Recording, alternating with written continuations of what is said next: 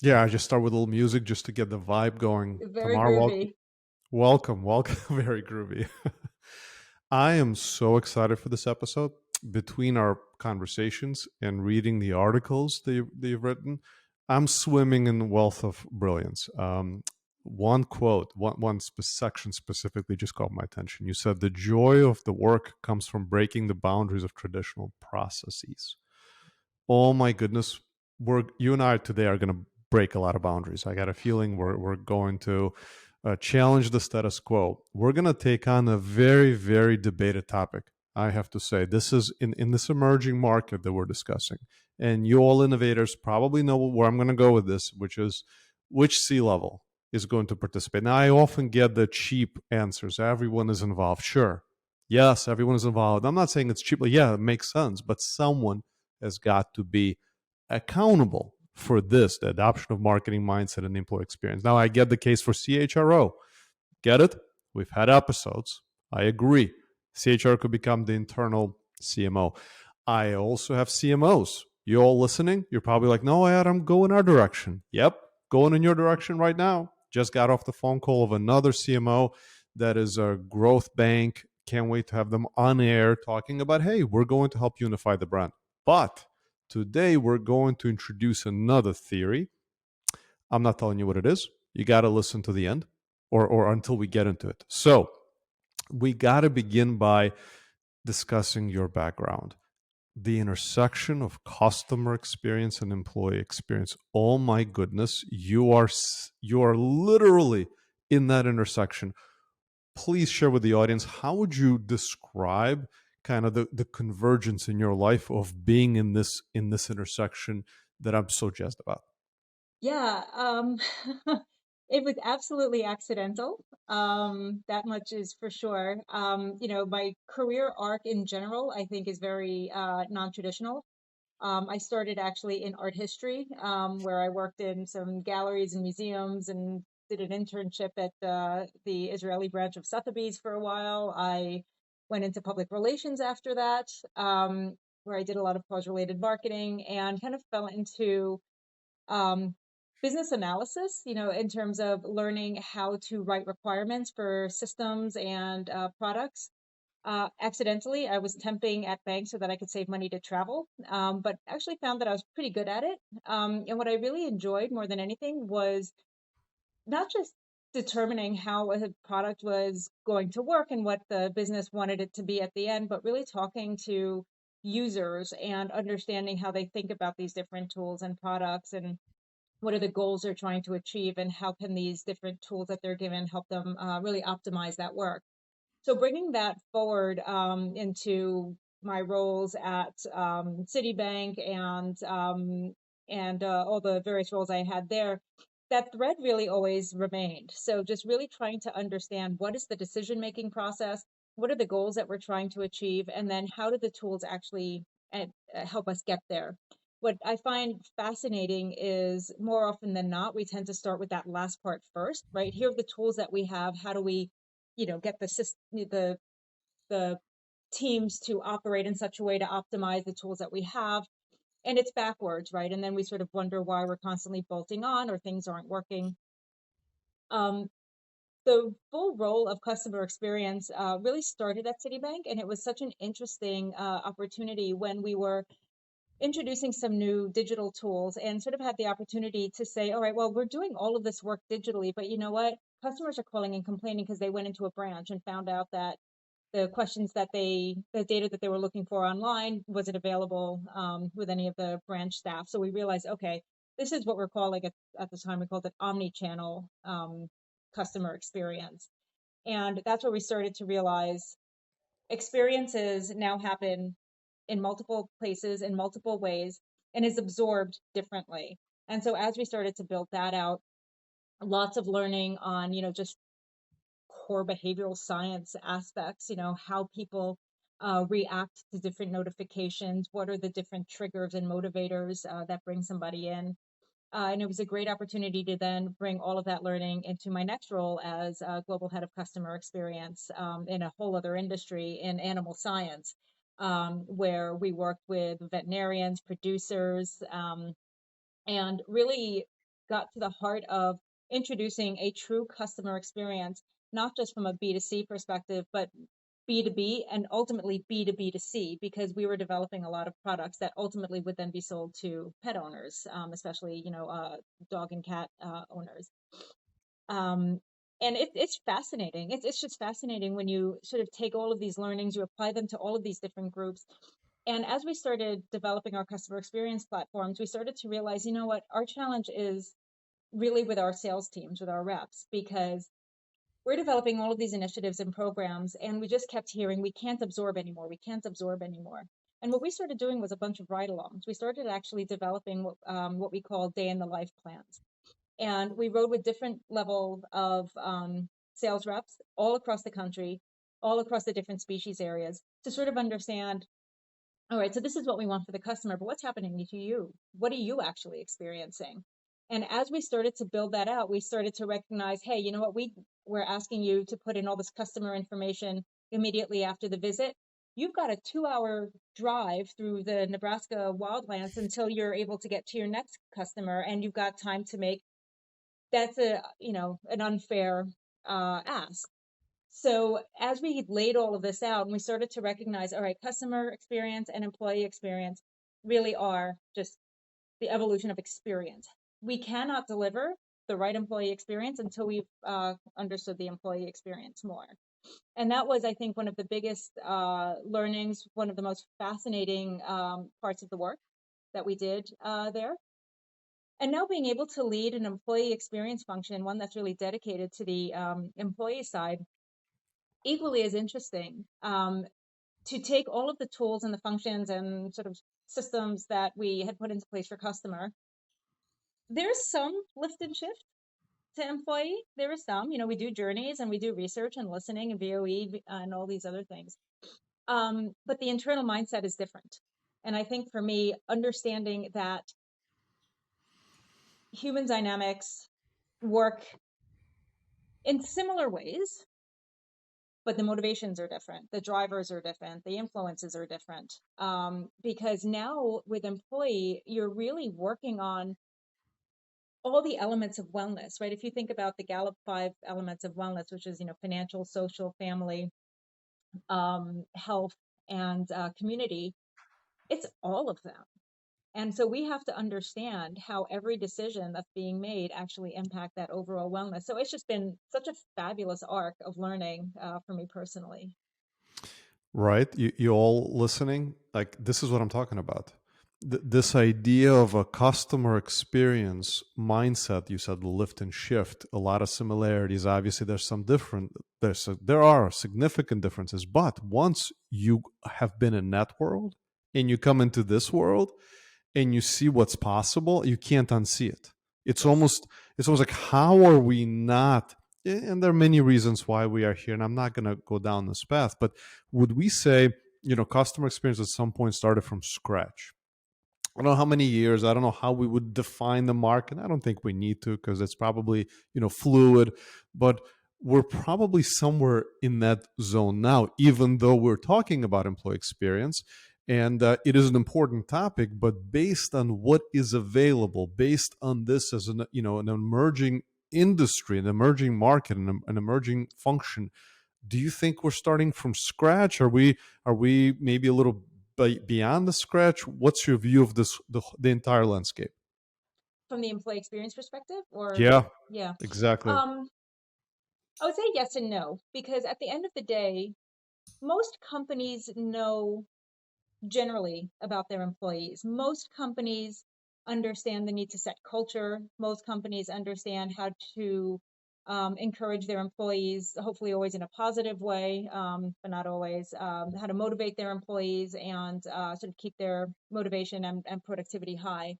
I think what is missing and what is nascent is the idea of how do you uh, operationalize it and how do you systematize it. And so Mhm. this idea of voice of employee, employee research, it tends to get blown off as like, well, we know what they need. We know what gets them motivated. Things are different now. And especially in an industry where we tend to have older workers with a whole Gen Z that's starting to come up. They think differently, they act differently, their expectations are different. They're much more oriented to what they see on social media. They learn differently, even onboarding has to change. And so we have a lot of assumptions. And in order to do the most prioritized work, I would say, the most impactful work, we need to figure out how to systematize and organize the data so that we're doing the right thing in the right ways to the right segments. Love it. Love it. And in my notes, I remember you and I talking about the similarities, and ultimately, it's all about the human, elevating the conversation. Like you started by describing the user experience, and the user experience could be a customer or an employee. So I think our goal is to elevate this conversation to that level. Let's do it. So let's talk about the C level.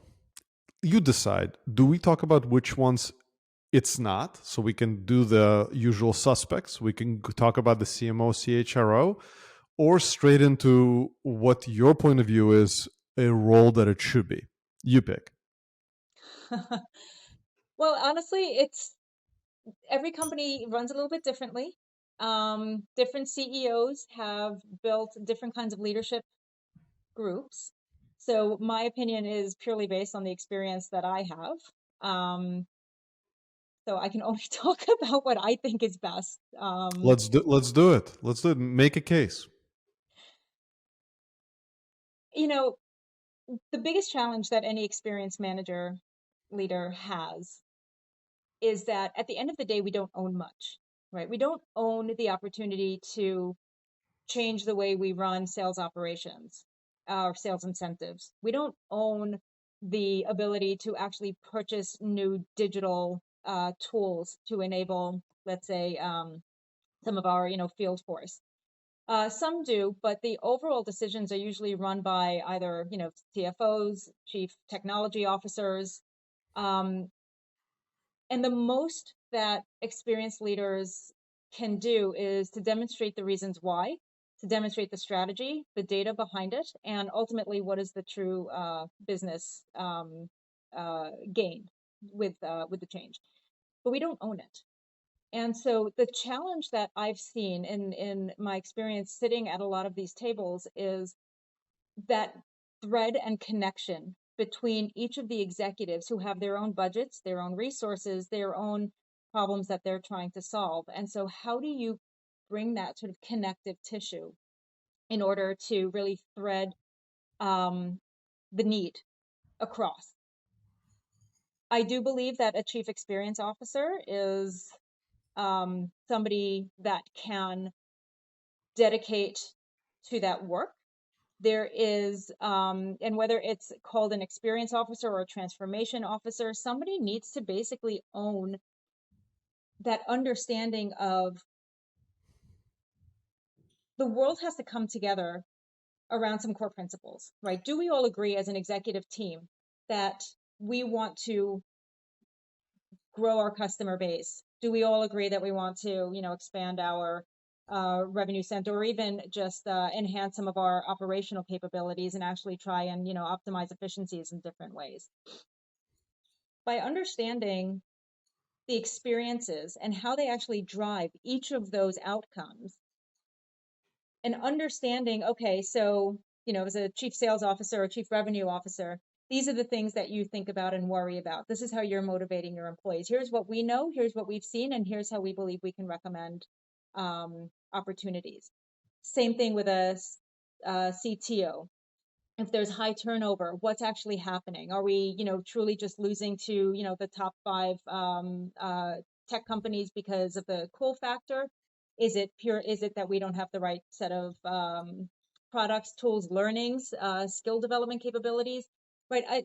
By understanding what are the dynamics, not only at the top level of the organization, but even within each of the silos, it really is about the plug and play. And to sort of expect sort of the individual leaders to come to that on their own, I think is very, very difficult. I think most business leaders are truly just worried about their own groups. That's why they are the leaders and that's what they need to dedicate to. But to have that role that is empowered, and I think that's a really important point, is empowered to bring that agreement to the executive table, and then to actually help manage those changes through, understanding, of course, that we're working in partnership, right? And nobody's, sort of taking it in force and pushing it through. That's where I believe the success really can lie. And for the audience, let's clarify the scope of the chief experience officer.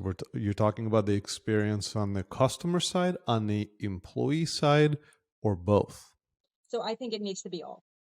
There we go. Yeah. So this is the experience that's holistic because there's just so much interdependence, right? From a customer to employee and employee back to the customer. Unless they're unified, there isn't someone that has the responsibility. Now, this comes with a series of challenges, tons of challenges. But before we're going to discuss them. But you said keyword empowered. The way I think about empowered, you may say it differently: people, process, technology, right? And you and I've talked about this. I think the emerging market of adoption of marketing mindset and employee experience, this is the next thing. This is what's coming now. And potentially we're saying chief experience officer would be firmly planted in it, although it's not the only thing it would do, but it would be looking at the entire journey. So empowered is usually resources. I've spoken to chief people officers. A number of them, when we get on and they're really excited and ask them one question, and all the air leaves uh, the virtual room. I just say, "What's the composition of your team?" And then there's like, "Oh, but I was so excited to tell you about all the amazing things that we've been discussing at the leadership." No, no, no, no, no. I'd like to know if you've been empowered the way I know for your size organizations you have a team.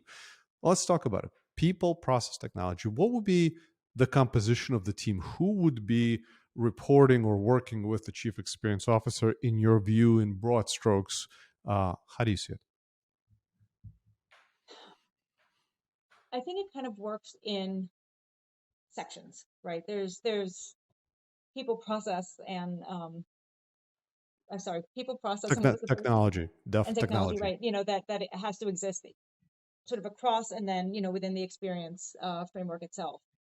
Um, the first piece of work that I always did, regardless of when I was coming in, setting up a new CX organization or even setting up an EX organization, was I do listening tours, right? And I know most leaders do this, but it is critically important in an experience role because it's not just listening and talking to teams, customers across the organization. It is getting a little deeper to really understand, so whether it's, signing up for the different tools, whatever, the system is, whatever the company is selling, um, doing the ride alongs, really understanding and going deep into um, the different organizations, how things work across the place, and getting a sense of even just organizational culture. Do we have a singular culture? Is there micro cultures, that exist across the place?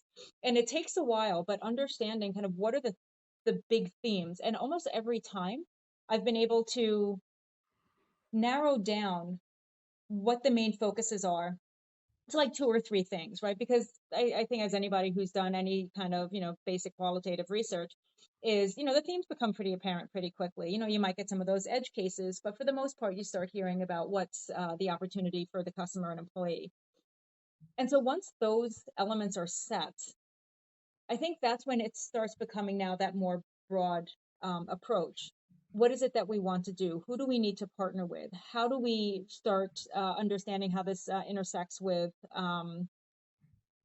programs that are already in existence?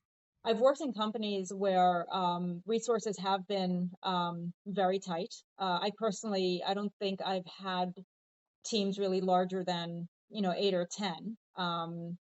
There's some who have massive teams, I know, but for the most part, most experienced teams that I know are very small, which means that need for partnership and frankly, negotiation and selling skills are absolutely critical.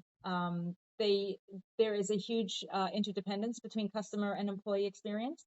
Um, but once you've decided what those key elements are, that's when you can start breaking it down and bringing in your CX specialists to help run the journey maps, let's say, on particular moments that matter for the customers.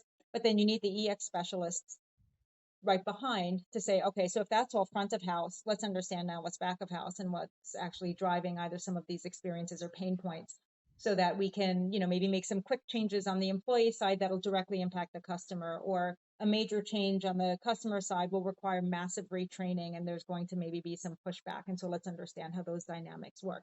It's not easy. I mean, just exactly what you said, and I've been in the rooms where if I've heard that phrase, well, let's just focus on low hanging fruit first, that phrase makes me crazy. But it's a very common reaction, well, let's just fix the small. And there's definitely good work to be done there. But you still have to keep your eye on those sort of prizes and always just have your experienced teams watching and understanding, because even low hanging fruit has impact and has change, and we need to know what that is.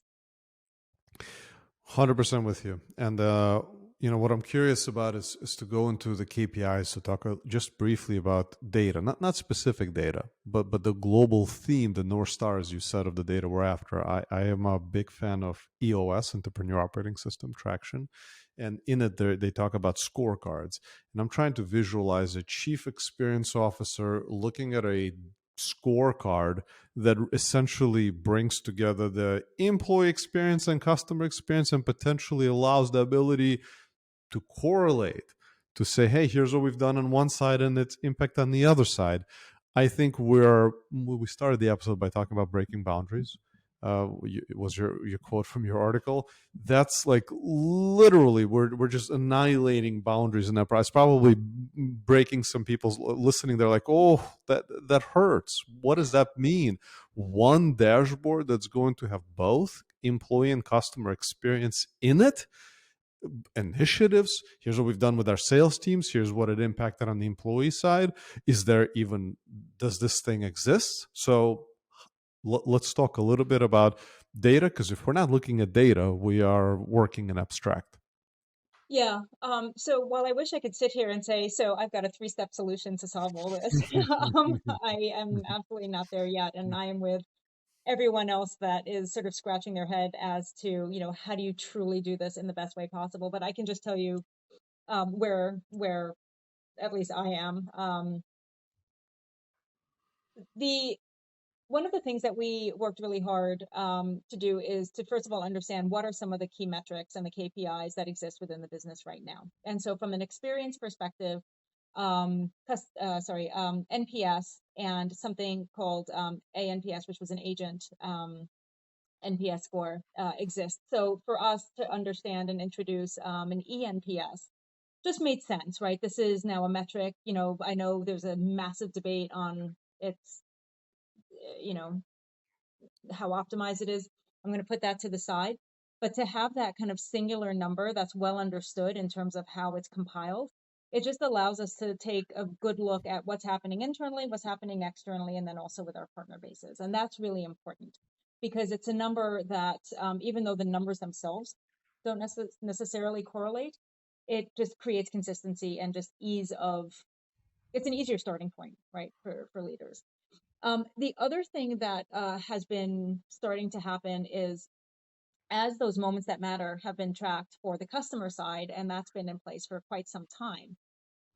There's, just some very simple, like 5 or 6 key moments that are measured on a regular basis by senior leadership.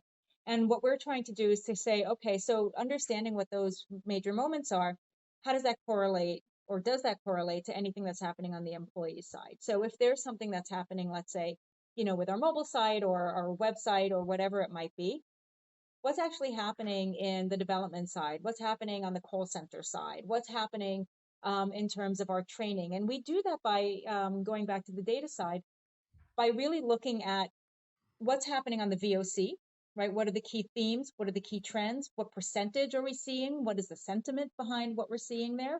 How does that then compare with what we're hearing in those related groups on the employee side? So if we hear, this is not the case, but if somebody says, I've been calling and calling and nobody ever picks up the phone.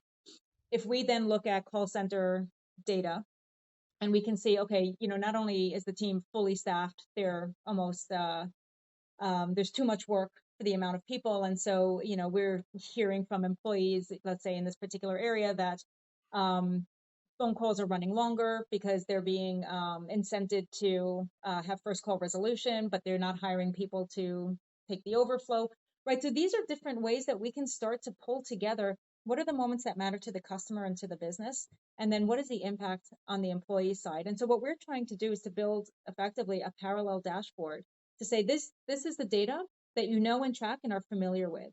Now we're going to put behind it, so not necessarily one page, one dashboard, but at least like a page behind it, to say, here are some of the determining factors that could be driving this, right? It's never, the one thing, and it's never the silver bullet, but it is often overlooked. And I think that that's a really important piece. It's not always just throwing more money at updating a system. It's not always about, just getting employees to be better trained. Oftentimes it's just about understanding, okay, maybe there is a staffing model to consider. Maybe we're incenting the wrong action, about first call resolution, and maybe we need to think about allowing more flexibility in how employees kind of manage each call and not sort of worry about, being tracked on measures that go against what it is we're trying to influence.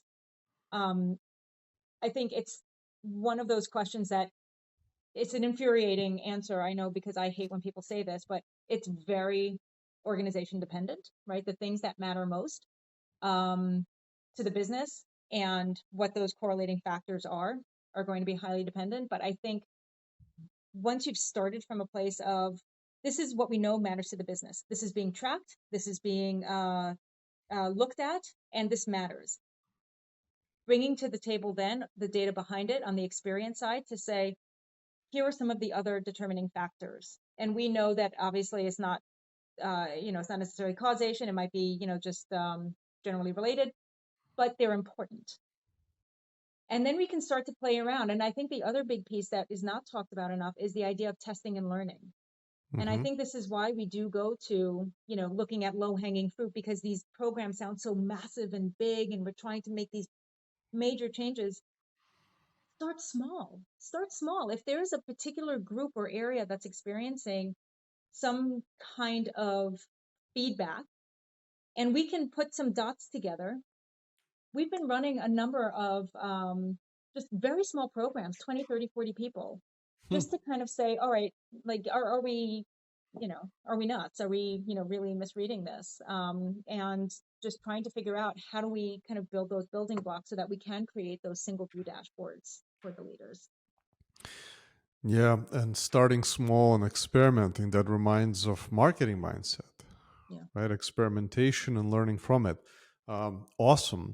Where I'd like to go next is, we're making the case for chief experience officer, and of course that there are budgets, that's resources, and not every organization will be ready. Not every C-level team will be ready, and the CEOs, of course, are going to be asking a lot of questions. But I have no doubt there was a point in time when customer experience was running into the same challenges, and the CEOs would say, "Well, we don't need to invest more, right? We make an offer and they buy stuff, right?" And those innovatives companies proceeded and they crushed it. They crushed it. They became the differentiator. Any thoughts, ideas, or maybe any ways for us to think about what are the right scenarios, whether it be a leadership team or maybe there's pain, a burning platform? I find pain does a lot to create opportunities, right? Or maybe it's a new C level that's coming in and they have a fresh mindset.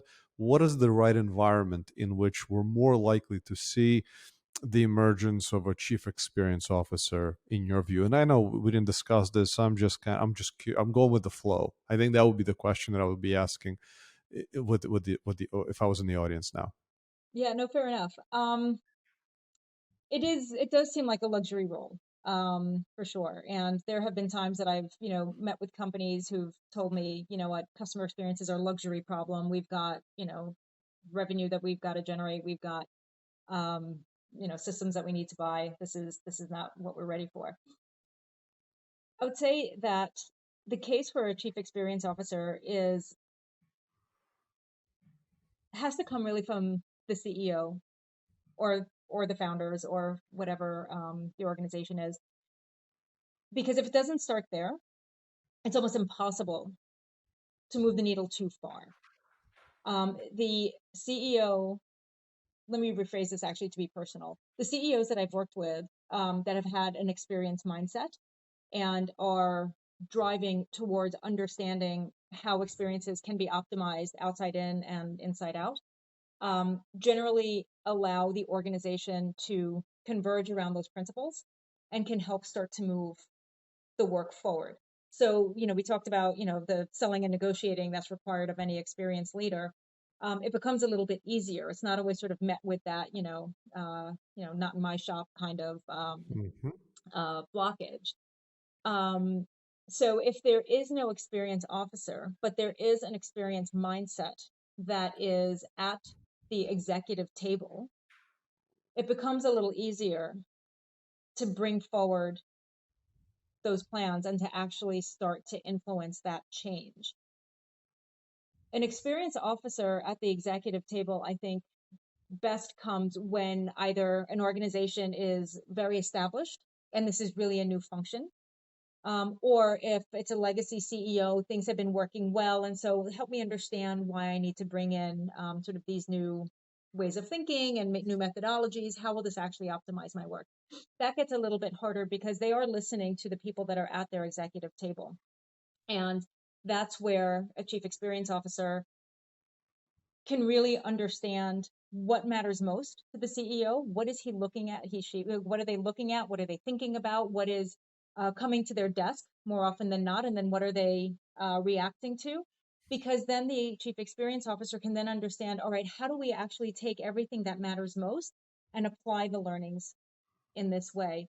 One thing that I have seen just from personal experience that does not work is trying to sell the experience work on its own merits, right? You can say, oh, customers are having problems here, and let's listen to the voicemails, that people have left, and here's why we're having troubles. It does work at certain levels with certain people, but overall, it doesn't last. And it gets very easy to forget. It gets very easy to kind of lose that emotional connection, especially when an executive is moving on to the next big, issue that they need to manage with the organization. And so I do believe that maybe smaller companies that have more of that experience mindset may not need that senior person at the table. I do think that the larger, more established ones do need it because it's very easy to get into the echo chamber. Um, and to dismiss, well, we're working fine as it is. We don't need to worry about these things. Experience mindset at the executive table. I was just pondering. You said that a few times, and I was like, that's interesting. And how would you distinguish between that and operational mindset? And you were just giving an example of, hey, we've got all these complaints, voice calls. It almost seems to me like that's an operational mindset. We got a problem, we need a solution. To me, correct me if I'm wrong, an experience mindset would be, well, what are the moments that matter? Let's be ahead of it, not behind it. We're not waiting for problems to occur. We're going to measure these experiences and maybe go as granular as we can go so that we can preempt things because we want to measure the experiences folks are having. Is that accurate? I would say yes, and right. So I think that the way to think about this is not that there's an operational way of thinking and an experience way of thinking. We talk a lot about moments that matter. We talk a lot about sort of the experience measures that we track. Again, just in the experience that I've had, it's very hard to create a whole set of experience measurements that are not intricately tied into the business. It makes it very hard to train and teach and then get that emotional connection of why this is important. So, yes, it's an experience mindset, but but it has to align and partner with that operational mindset to, just keep going on this example. So, I think what you brought up is exactly what needs to be discussed, which is when I was, so if I go back to when I was starting my CX function in my previous role, I spent quite a lot of time with the call center and trying to not get to the heart of the moments that mattered for the customer. I sort of had an idea of what that was. I wanted to know what were the core metrics that that leader was looking at every month. They were looking at, average handle time. They were looking at number of calls overall. They were looking at first call resolution. They were, all of those key metrics. And over time, as you start doing the EX research, you start looking at the operational work. You look at the way that they hire, train, onboard, all of these things, and you start building the story. And you can start putting those pieces together, I think, just a little bit more intelligently. And when I say intelligently, I just mean from the perspective of being able to then put the story in front of that leader to say, the case for change is this, not because I, as an experienced leader, found fault in what you're doing or that you're not handling it right. Clearly, you're running a strong, well running organization. But here are ways that we can actually optimize. The training is not long enough. And so employees are coming onto the phone less ready to handle, which is creating, which is causing customer churn. And by the way, that's why we're not getting a lot of first call resolution. And it's going to why customers are saying, that they are not getting satisfactory results. So these moments that matter only matter because they're being influenced by other areas. And to run them in isolation, I think you're losing half the story right there. And that's been a big source of the struggles that I've had as a leader in this space, trying to get the message across. That's the problem. I think that's the big problem is the divide, the great divide, the wall, however we want to call it. And then we're trying to solve for the employee engagement over here, Yeah. solving something else over here. We're talking about one brand, one organization, and we've got this, I've been on the path of this problem. I was just discussing it earlier today for seems like 8 or 9 years. And sometimes folks tell me you've lost your mind, you should give up. This isn't going away. This is unsolvable. Yeah. This is unsolvable thing, right? And I think many of the innovators, and I'm just being raw with you, they're many of them are frustrated. In fact, it sucks, but a good portion have lost their jobs in this economic downturn. I've spoken to some folks who've lost their jobs. I think I've been starting to track, it's 10 to 12% of the um, guests that I've had on, positions have been eliminated. So as things are getting difficult, that is becoming the first instinctive reaction. We don't need more resources on the people side. And I have no doubt this was an issue with marketing in the beginning, customer experience in the beginning. Anytime there's change, there's going to be friction, and there are going to be folks looking at numbers and may not see the full picture. But we're not giving up. In fact, this has been actually finishing on a good note before I ask you to give some advice to our audience on this journey. But it's been an interesting week. I've connected now with more folks that get it than I've ever had. And I've connected with some organizations that have been doing this similar to what you're describing. And I am actually more excited than I have been in a while. I think it's a matter of time before this becomes a tidal wave, a revolution. In the words of JT, Chief People Officer, Symphony AI, she said, "This is the time." So I know I went to the not such good like people, and now I'm going back to the positive. Just how I'm feeling today. I'm getting news from all across. For the innovators listening, who are fighting the good fight, who get it, what advice would you leave them with for what's next um, on their journeys? um, it's funny. It's advice I actually just got this morning. So I would have had a different answer if we were talking yesterday. Um, it's very simple, and I'll explain it. Care less. And I'll give context. I'm a pretty passionate person. I bring a lot of energy to everything that I do. And I believe in the work, the reason why I found, the work that you're doing, Adam, and this whole network that you're building so inspirational is because it does sometimes feel like we're, just yelling in a, you know, silent room, right? When nobody's hearing and we're all alone. So it's fantastic meeting others and knowing that, we're a community and a network and, we're building something. Um, but on the care less, it's interesting because you are told no so often. or we can, different forms of it. Well, can you go back to the drawing table and maybe rethink and redo, and maybe we want to do it this way, not that way. And it's, two steps forward, one step back, sometimes two steps forward, 48 steps back, right?